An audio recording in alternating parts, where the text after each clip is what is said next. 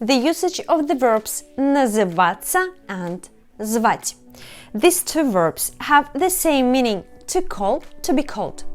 And we have two ways of how to use these verbs.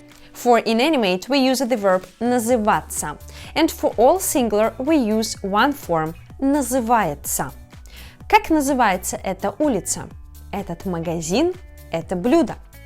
And for all plural we use the other form называются, называются. Как называются эти цветы? For animate we use the verb звать, and for all nouns, singular and plural, we use the form зовут. Как зовут твою маму? Как зовут вашу сестру? Как тебя зовут? Etc. Okay, inanimate называться, animate звать.